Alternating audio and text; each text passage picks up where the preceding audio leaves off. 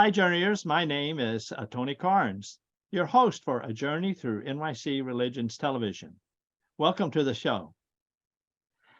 I found myself in an interesting position last night, walking down the cold streets of Elmhurst, going to a basement meeting of a group of church planners and pastors and church people to discuss a 600-page book. In fact, I have it right here next to Max Weber, who has some big, long books also.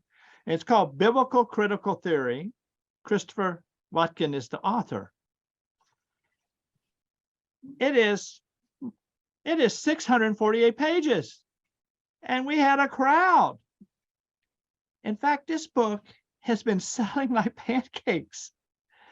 They're in the third, or maybe by now, the fourth edition. I talked to the publisher who works for a subsidiary of HarperCollins, and he says, finally they think they've got the supply down that people can get the book. But I know many people have tried to get this book and couldn't get it. What's going on? A theology book that's 648 pages, selling like pancakes?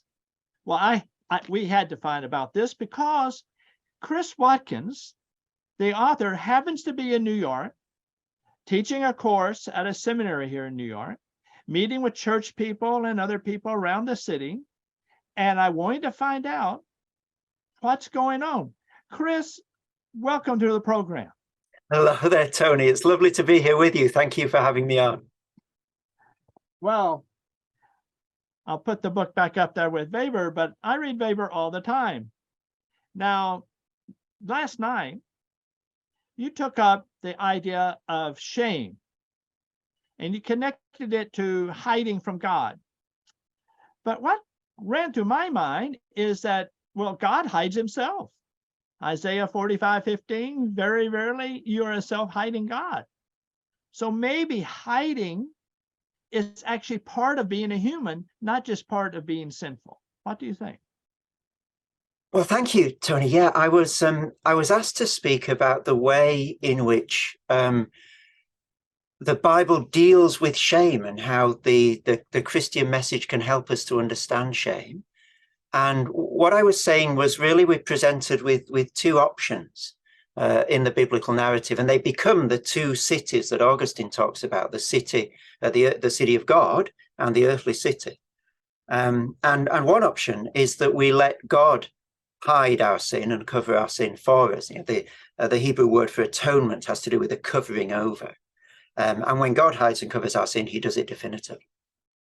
But there's also the option that Adam and Eve originally take in Genesis 3, when they realize that they're not right in God's eyes, and they feel ashamed before each other and before him. And they try to cover their sin themselves. They make these little makeshift fig leaf clothes to try and hide themselves. And what I was trying to suggest was that the building of the Tower of Babel perpetuates this idea of trying to deal with our sin ourselves. The Babel architects say, don't they, let us make a name for ourselves. What is a name? It's a reputation. It's a way of finding a place and a home and a justification and a vindication. And then in the very next chapter, you've got a really powerful juxtaposition to Babel, which is when the Lord says to Abraham, I will make your name great. And Abraham receives a name from God. And again, you've got these two options. Am I going to seek to make a name for myself, find an identity and a worth and a justification through my own effort? Or am I going to receive graciously the gift of a place and an identity that God gives to me, my beloved, my child? And really, that was the sense in which I was using hiding, the way in which constitutively, as post-Genesis 3 human beings, we hide ourselves from each other.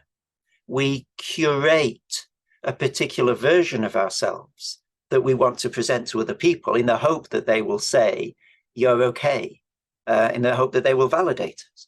We do this on social media, of course, but I think we do it in the rest of life as well. We're looking for that word that says you're okay.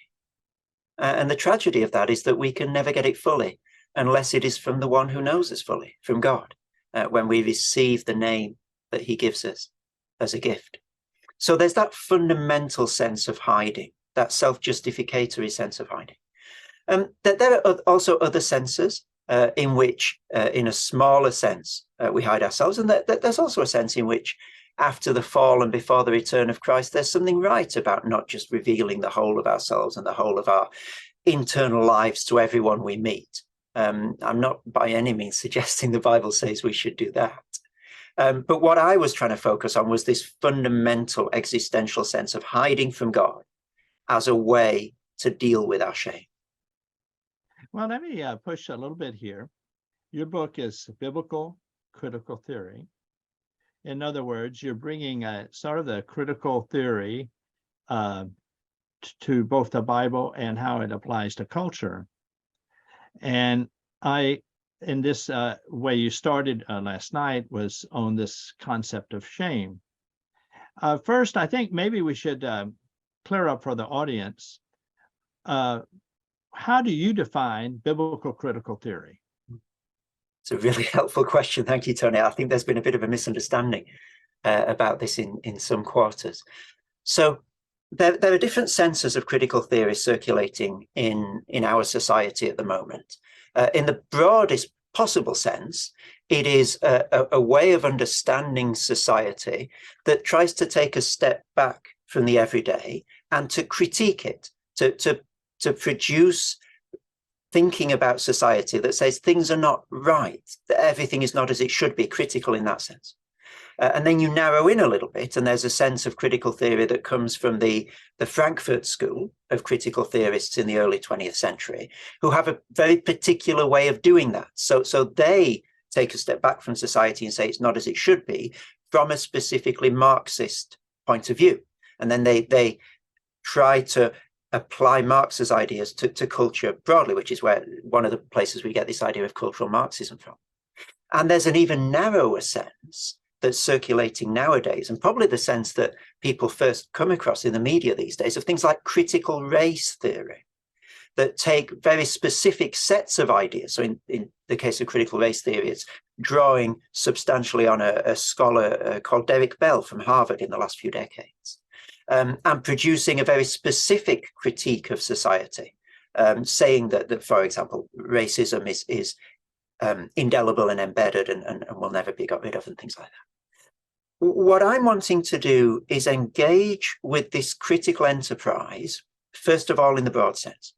And my reason for that is that I think that it's originally a Christian idea. So if you go back in time and try and trace the origins of the very idea of taking a step back from society as a whole and critiquing it, saying that the way that this society is not right, and here's a better vision for it, where do you go back to? I think you'd struggle to go back further than Augustine's City of God. There are critiques of societies before that, but he's the first one, I think, to take the whole of a society, in his case, late Roman society, and critique it from all the different vantage points possible. And the reason he's able to take the step back from that is that he's got a biblical worldview, if you like, that he's able to see late Roman society through the eyes of the Bible.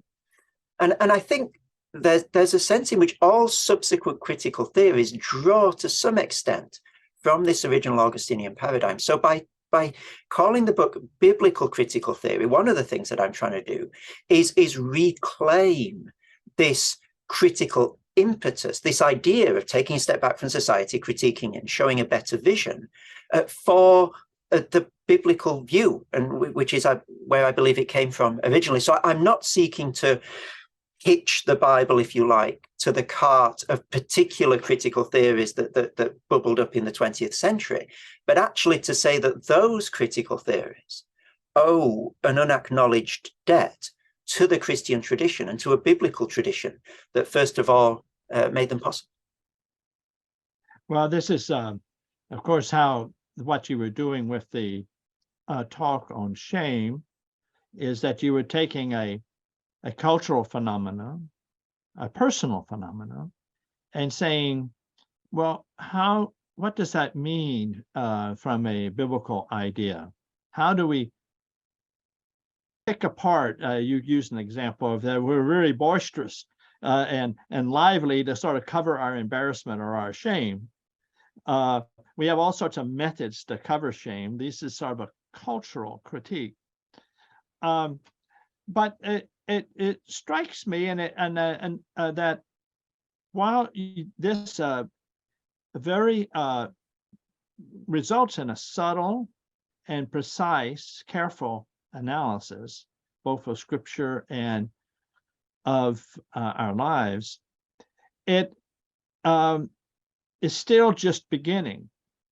For example, it seems to me, you mentioned that one source of our covering activity is based on possessive individualism. Now, this is the idea that the individual makes himself, creates himself, but ends up basically being a slave to marketing, so that even his own self is lost. But on the other hand, the big achievement in the Western world is get rid of ascribed identities, so that the person can discover finally that I'm worthwhile and I can bring something out. And there's an excitement to that. Let me tell you a short story. I saw this happen right before my eyes. I was living in a Chinese village, and they just declared that villagers could have private plots. They weren't exactly private plots, but they had the rights to them and had the rights to the produce. And during the day, they would be very slow working on the public plots, the state land, as identity as Mao's workers, Mao's workers supporting a glorious revolution in China. They weren't too enthusiastic about that. They were very slow. But toward the afternoon, they would be very quick and enthusiastic and run to work to their private plots, which were in the bad ground above the village. And there was a slogan in a village called "Sluggards on the private plot, tigers on the," sluggards on the public plot, tigers on the private plot. And there's enthusiasm, and they discovered themselves, so that this idea that individualism created a disaster, it maybe creates a disaster for us modern Westerns, but for them, it created joy. And it created in Europe joy, because people were said, my last name is Carnes, which some people think came from cairns, which was a pot between fields, which was an idol. So I was the Mr. Idol Maker family. That was a little bit discouraging. But to get rid of that ascribed identity that's handed down and given to you and to be able to achieve something was a joy. So I'm wondering, have you really, by focusing on shame and possessive individualism, sort of limited your cultural perspective?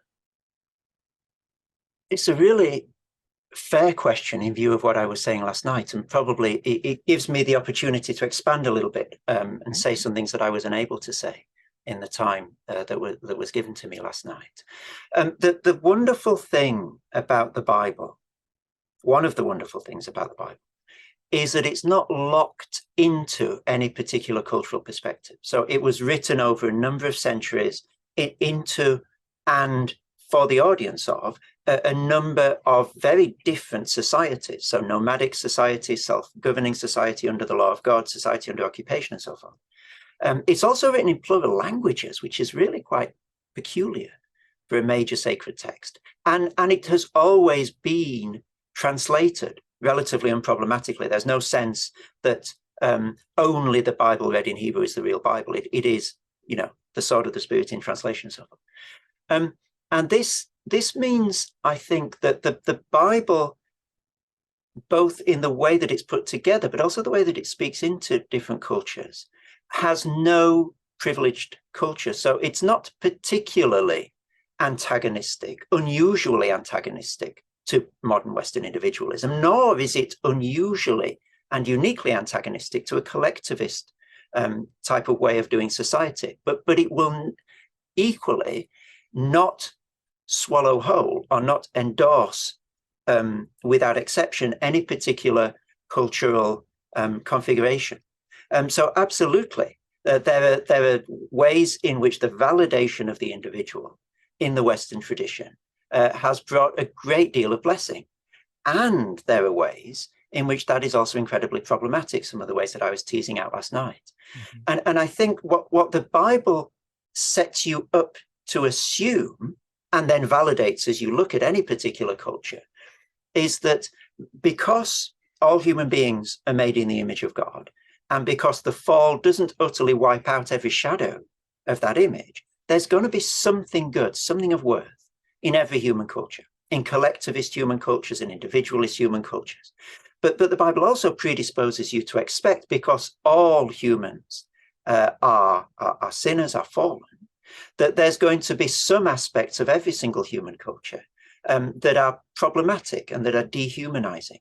And if I had longer last night, that's the bigger canvas that I'd have painted on. Yes. And so I think as Christians, we should feel an openness to engage with every culture, not necessarily that they end up all being strictly equal, but we should be predisposed to find something worthwhile and valuable in every culture. And, you were naming some of the great benefits of an individualizing way of dealing with people. And I completely agree with you. But the Bible, I think what the Bible does is it warns us against choosing one or the other. Okay, so of either saying, I'm going to put all my eggs in the individualist basket because that is the biblical position, or I'm going to put all my eggs in the collectivist basket. I think the Bible gives us, and this is where the idea of critique is coming from, it gives us a step back from every culture to be able to evaluate it in a discriminating way, and not to take any culture as the yardstick by which to measure all others. It struck me as you were talking about shame, and also hear about how the Bible can help us sort of stand apart from any culture, both to find the good things and the bad things, is that you probably yourself have come on a pathway where you have in the book, you use the word idol or ideology or various worldview, things like that. You probably on your own path have come through shames or revelations or stumbles. I wonder if you could share a little bit of that path. As I understand, one key moment for you was when you visited a graveyard for World War I soldiers. Is that correct? And what was going on? Yeah, no, it very much is correct. I wouldn't necessarily call it a stumble. I think it was more of a realization of the weightiness of life. So I was about 15 years old, not a Christian at all at that point, a very happy atheist. So you were living where at that time? I was in the UK, in Yorkshire. Which, by the way, my family is from Yorkshire. So all of a sudden, you're telling a story. I think they were sheep herders, and a Juby family. And so I heard you from Yorkshire, and I don't know much about Yorkshire, but I thought, well, okay, I got to see a fellow Yorkshire. What do they call a fellow Yorkshireite? Well, you can say Yorkshire person, or tykes is a colloquial way of putting it. With tykes, Tyke. Tykes. Okay, so you're this tyke in Yorkshire, and at 15. Mm-hmm. So how did you get to this point, and what's going on? So I was, as I said, very content in my atheism at that point. I just really found the idea of God uninteresting and implausible. And we went on a trip to the battlefields of the First World War. We visited the Somme and Ypres, a coach full of us from school. And it struck me, looking at field after field of little white crosses, 1,000 crosses, 2,000 crosses in a field, and we visited these day after day after day, that obviously that's a lot of death and a lot of sacrifice. And I just wondered, does it mean anything? Is it all futile? Or is there a greater meaning to human life because I suppose it brought me face to face for one of the first times in my life with my own mortality. It's very hard to conceive of oneself as dying one day when one's young, isn't it? Mm-hmm. And so I just got thinking, and I had a friend on the trip who invited me to go along to church with her. Because I was young and she was a friend, and that's the sort of thing you do. I said, I'm very happy to come along. Let's check it out. And over a period, I don't know, of about a year, let's say, I got to the point there where I was unable to walk away from Christianity and from Christians. I wasn't a Christian yet, I don't think, but there were two things that got under my skin in a good way.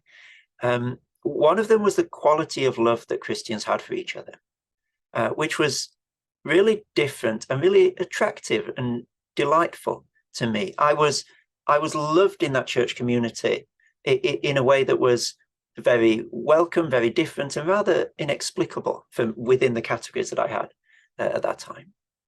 And also the figure of Christ as he was preached in the Bible week on week was just very puzzling. Again, didn't fit the categories that I had. He said some very sensible things to my mind at the time, the moral teaching, love one another. But then he would say some very,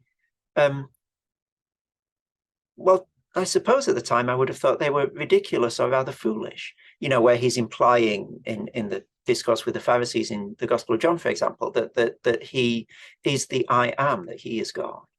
And so I didn't really know what to do with that sort of person.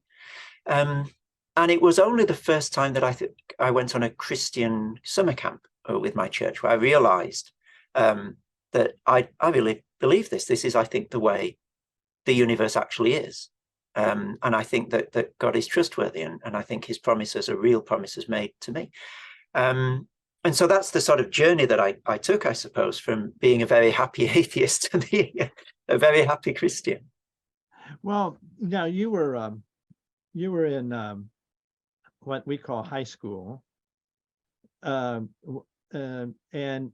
you soon graduated, and somehow along the way you ended up at Cambridge, and you faced new challenges for your faith, and also exciting ideas. So can you tell us a little bit about that mixture that was going on? Because what you did last night and in the book, you take a rich mixture of ideas. You tend to be orientated toward French writers, but I'm not saying but but I understand that there are many other writers that you reflect upon. So you come to a university and you get inundated by, or fire hosed by, all types of new ideas and so forth, and you're fairly new in your faith, I guess. So what happened? How did you handle that? I've never personally found that the studying that I've done has been a threat to my faith. I know other people have, and I have particular friends, one in particular that I remember very vividly, who lost her faith over studying postmodern thinkers. But for whatever reason, I've never felt a threat there. I've always found that I come out of reading these thinkers, if anything, strengthened in my faith. It's probably the idea, isn't it, that a little knowledge is a dangerous thing. You look at these people from afar and you think, my goodness, they must have incredibly watertight arguments, very persuasive things to say against Christianity. And then you get really close and you find that, well, first of all, that it's rare to find a philosopher who really understands what they're talking about when they deal with the Bible, in the same way that it's often very hard to find Christians who understand the philosophy intimately. And also that the arguments aren't as watertight as they may appear from afar. There are the blind spots and assumptions and gaps. And so I've always felt comforted, I suppose, not in a switch your brain off sort of way, but in a, oh, I see, that's what's behind this idea sort of way when I read these philosophers. And I've always found, not in terms of the conclusions that are reached, but in terms of the questions that are asked, a kinship, really, between philosophers and Christians. There aren't many places in society today where you can ask the really big questions, about life, the universe, and everything. I think society tends to militate against the sort of slowing down that you need in order to address those fundamental questions. And philosophy and church, for me, were two of the places that took those questions seriously. And so I've always felt that they almost sort of belonged together in that precious part of society that's willing to face the big issues. Of course, the conclusions are utterly different. I'm not suggesting that they say the same things, but just the very fact of asking those questions that we must all face sooner or later. And, woe to us if we don't, if we go through all of life never thinking, what is this all about? There's a pathos to that, isn't there? Someone who gets to the end of life and never reflected on what it was all about. Philosophers and Christians were doing those things. And so in my mind, they sort of belonged together. Now, by the way, you to skip ahead, you became a professor and are now a professor at Monash University in Australia. I'm just right at this point, I'm wondering, do students really want to slow down? Aren't they more concerned about getting through fast and not actually bother themselves with any other viewpoints? They just want to get what they want and go. Do you experience that? Or, of course, you're in philosophy, maybe they know they can't do that, but do you experience that? And how do you get them to listen to you? Wouldn't it be a shame? Wouldn't it be almost a pathos that you weren't able to do that? I'm wary of starting any sentence with "students think" or "students are like this." I guess students, like any other portion of the population, are really diverse, and there are indeed some students who simply want to get through and get their degree and crack on and do a job. And, that's one of the reasons for accessing university. I don't want to poo-poo that at all.